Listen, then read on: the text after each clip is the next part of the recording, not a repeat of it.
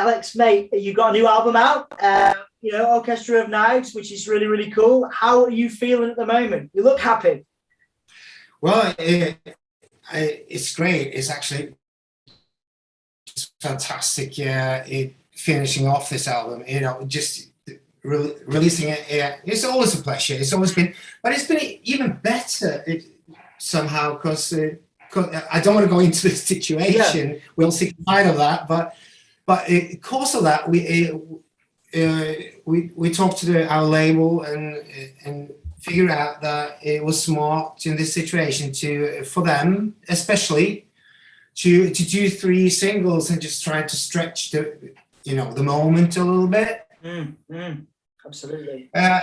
Basically, first of all, we didn't want to release an album that kind of got this, that people kind of remember this time of, this time, because you don't want to make music that kind of has this mark and is there forever because of the pandemic. But we needed this time to finish this album, and it feels good. And we had, first we released Jungle Mons, and then Mourners, and then Terminal Love. So I feel this is the 4th release party, basically. So it's all good. Happy days. Nice one, man. Nice one. And obviously, listening to the record, there's a couple of fantastic songs on there. Obviously, you mentioned the singles. Testimonial, which is obviously a banger to start off with.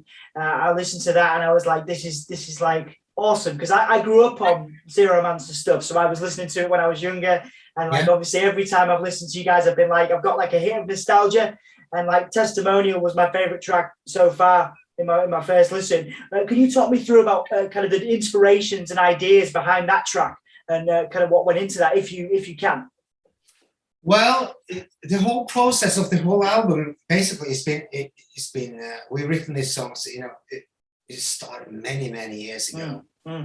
So Testimonial is basically it's a type of song that is just gonna kind of what we call a driving song. It just goes and goes on. So that really came together in the rehearsing space together with our drummer. It just like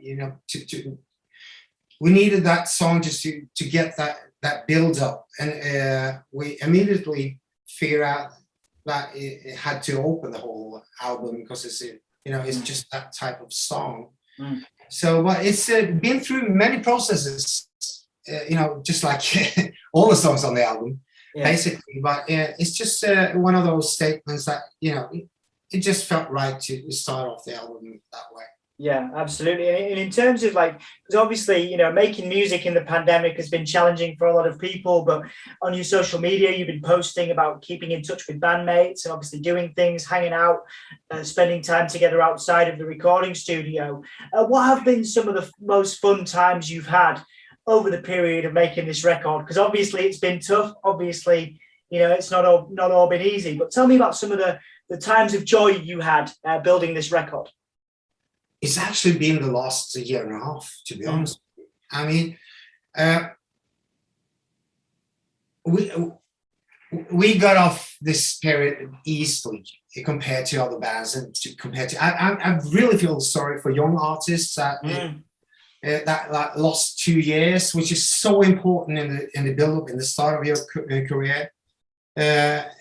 And the same goes to artists that it had a release date, a couple of years ago and a year and a half ago, which is also really difficult. But for us, I mean, we've been through a storm before. I mean, we've been through hell and back, to put it that way. So I think we got off really easy, and it made time for us to focus on this. And we have some other struggles within the band as well, some medical struggles that we sorted out in this period as well. So we will, you should have seen the studio. We look like senior citizens. Me with a plaster on my leg, and Kim with his headaches. And, it looked weird, but we had the best time. It was really, really enjoyable process because all the songs were written years ago. So this was all about getting it to fit together and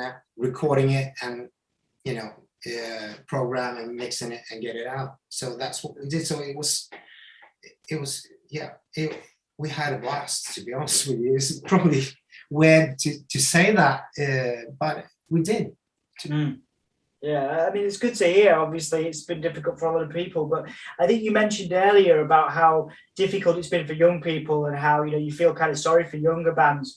And I kind of wanted to ask you about your attitude to success, because one of the things that sort of I do in my day job is work with young people and young musicians who they'll look at bands like yourself who've got, thousands of streams and you've toured the world and you've done all this stuff. And then they kind of go, well, I'm never going to get to that point. I'm never going to get to where a Zeromancer is or where Alex is or whatever. And I kind of wanted to ask you, how do you define success, given all you've been able to do over your career and the albums you've released and the experiences you've had? How do you define success as an artist, but I guess also as a person as well? Well, I think it's important for young, especially younger bands, to know the difference between success and personal success, because success is in the eyes of other people. That's how I see it, that you're in the media and blah, blah, blah, whatever. But personal success is the goals you're trying to achieve yourself, which for me is the most important part. Because when we started off, when we released the first CD back in the days, it was a huge moment, for me, I was like, yeah, it was the best day in my life. But the rest of the world couldn't care less. But who cares, It was great for me, and we always remember that time. And if you're lucky to get success as an artist, you will never forget that feeling it was, when you struggle, when you work towards something special, and that's the reason you started. Never forget that, and that's what we try to do all the time, because you're going to get disappointed. You can never control other people, but you can control what you do yourself. Yeah. So never measure success in other people's eyes, but measure it what you can achieve yourself, basically. Absolutely. It's important. Yeah. It's I mean, how do you look back on that time? Obviously, you mentioned, obviously it was a great time for you and the band, but you must have changed and developed so much, over the last, what is it now, 15, 20 plus years. It's been a long time. How have you changed and developed, I guess, I suppose as an artist, but again also as a person? What have you learned about yourself since Eurotrash, for example, since doing those records and the early stuff to now, and where you're at now? It's basically that I can just speak for myself. Yeah, of course. But for me, it's been really important to just work harder and be better, because I was never a singer, but I was a decent performer, I guess. So, and together with the rest of the guys, it worked rather well. You don't need to be perfect or the best in one thing. It's a teamwork. A band is teamwork, but today I'm so eager to learn, to keep on going, and I wish I had that when I was 16. The same way I do now, because I work so much harder now than I did before, to be honest. Yeah. And it pays off. I feel it does pay off, and again, that's just for my personal reasons. It's not, if people think it was better before or better now, I don't. For me, it's important to just try to do the best I can do. basically. Yeah, absolutely, man, absolutely. And in terms of when you, because again, for the people that I work with, they have, struggles sometimes, they struggle with motivation. And I wanted to ask you, outside of music, obviously you've got a record out, you've got the bandmates and stuff, like outside of music, what motivates you? What keeps you motivated on days where you maybe are having a bit of a rough time? If you don't want to get, you don't want to go to the studio. I'm not sure that ever happens for you, but like if you're having a bad day, as an artist or just personally, what kind of things motivate you? Well, first of all, I do some production, and I do programming, and I do work for other artists, younger artists, and that really is a huge motivation for me. Just see, because you kind of see yourself in those younger artists, which is awesome.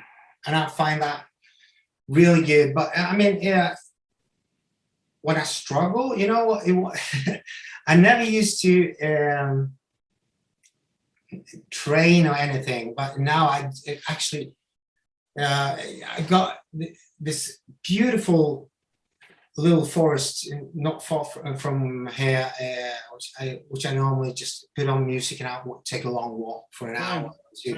That really just I get my head back here.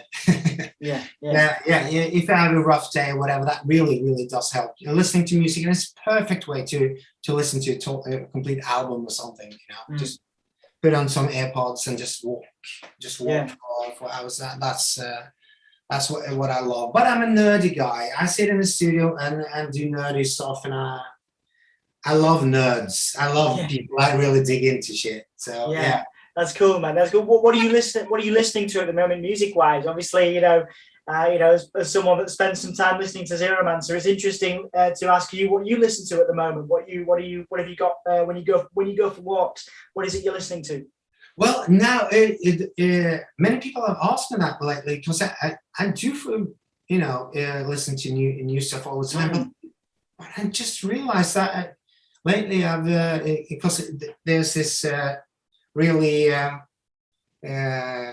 old record store that's been in my hometown forever. That opened up a huge store here with vinyls. So it's awesome. Really going digging into some old classics. So that's what I've been listening to lately. Just going back to the basics, and some. And going down the memory lane. I remember when we did Clone Me Lover. We went up to Sausalito in San Francisco, outside San Francisco, to try to mix a couple of songs. And at the plant. And at the same time, we were in the mixing room. Deftones were doing White Pony. Wow, yeah. And Joe Satriani was in the other Studio 3 working on something, and so it's all this, all these memories. So I had to listen to White Pony, Nice, yeah. And all this going down the memory lane, basically. So, absolutely. But as you can hear on Orchestra Of Knives, we got some really, inspired again from some really old. Classic bands from Manchester back in the late 70s, early 80s. Absolutely. And we did that on purpose. Yeah. You got the sort of post-punk vibe in there. It's interesting. I've got a couple more questions, but it's really interesting with Zeromancer because you were kind of one of those bands. Like I grew up in this sort of industrial scene, the goth scene, and you were one of those bands that certainly for me and a lot of other people I know. When people kind of moved forward and they started listening to indie music, they started listening to alternative rock, they started listening to, just different types of music. You were one of the bands that kind of stuck with people for a long time. I kind of thought that you kind of moved away from the more kind of industrial. There was always industrial elements to your sound, but it wasn't defining. It didn't define the sound.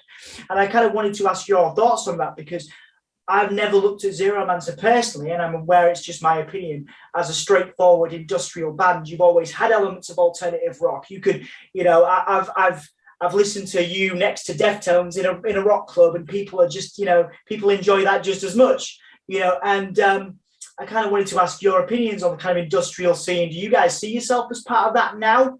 Maybe you used to. Is that still a big part of who the band is, or have you kind of moved past that? I don't. We haven't really thought about that much, because Zeromancer always never fitted in.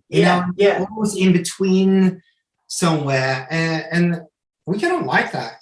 Being that the little outsider, it's totally fine. Yeah. And but I think that the kind of industrial mark is probably because of the live shows, I guess. It's like, because we want the live shows to explode a little bit, and kind of is more that kind of vibe. But we definitely like writing songs,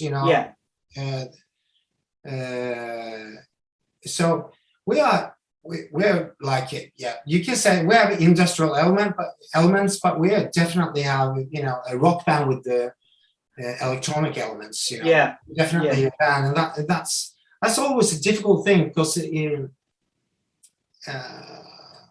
everybody evolve somehow, but we want to stay true to what Zeromancer is, but in a different way this time, maybe. Yeah, absolutely, man, absolutely. And in terms of your obviously plans with this record and post-pandemic, I remember I had to travel to, respectfully to all the other bands on the bill, I remember going to it was a Luna festival a couple of years ago, and I finally, because you were one of my bucket list bands I wanted to see, and I watched there was Empathy Test on there, were also awesome. I really liked them, but I sort of that whole festival, I was like, I'm going to see Zeromancer, and I did, and it was awesome.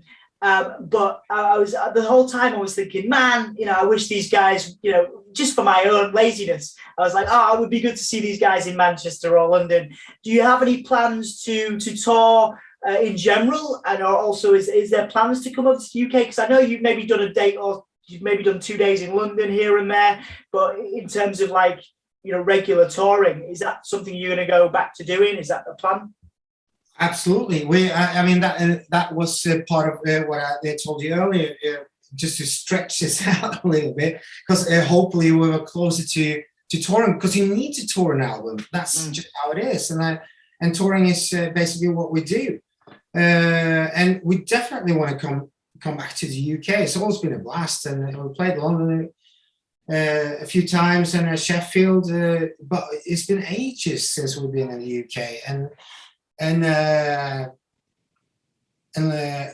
it's been lots of interviews from the UK this time around. So we definitely want to do that, and I'm really looking forward to do that as well. I met a guy from London that moved to Norway, actually,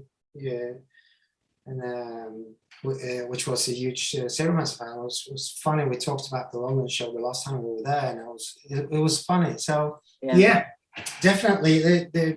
But it's all about timing and everything. But we're definitely going to do shows in 22. Yeah.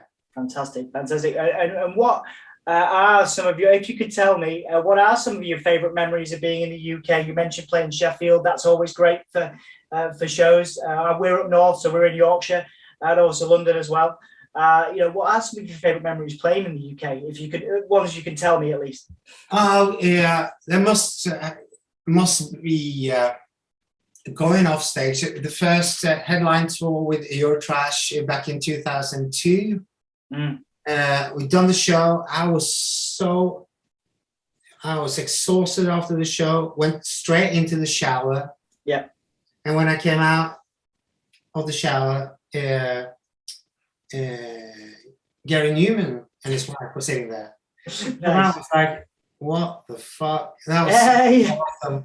Gary Numan coming to our show. It was it was just awesome. It was absolutely fantastic. So, because we actually played 6 months earlier. We had backstage beside each other. Actually at Møklebust. Nice. Gary Numan had a sign on the backstage show that said, interview in progress, do not enter. Yeah, okay. We thought we had to put something on our backstage store as well. So we put up some porn shoot in progress. Please do enter. So Nice. Were you naked when you came out of the shower? Or yeah, really. I just had it. Touring, we have it in our contract when it comes to towels, bath size, not bar size, because there's always this tiny towels. So yeah, more or less naked coming out of the shower. Nice one. So Gary Numan could have been in that porn shoot for you. He could definitely be. Maybe. Okay, well, just to finish off, obviously, you've got a new album to plug. But what is your message to UK fans, to fans of Zeromancer all over the world? What is it you want to tell them? What message is it for them? And what have you got to promote? This is your chance to, obviously, the record, but plug whatever you got. Well, for the UK fans, I definitely want everyone to push this now, because we really want to play. So it's all up to you to push your local promoter, and we'll be ready to do some shows. And I think it's time now for bands, for the audience, and everybody to really enjoy the future now. We need to, take up for lost time and really put in some effort in those shows. And I think we're going to have a couple of years with just a fantastic culture and loads of cool concerts coming. So absolutely, I'm really looking forward to this. And so yeah.